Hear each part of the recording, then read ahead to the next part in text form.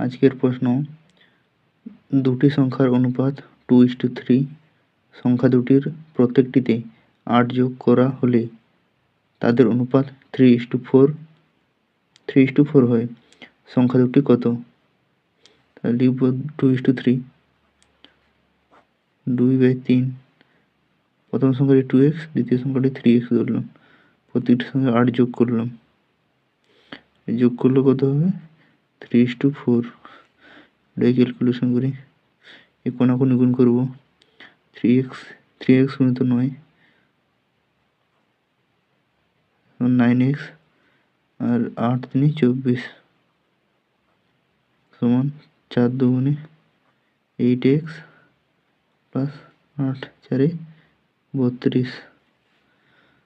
এই 8xটাকে পাশে নিয়ে আসলে 9x মাইনাস 8x সমান 32 মাইনাস 24, বা x সমান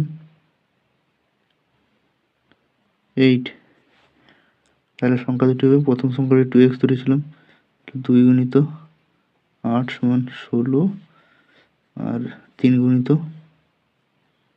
8 সমান 24। উত্তর 16 আর 24, এই দুটো সংখ্যা 16 24।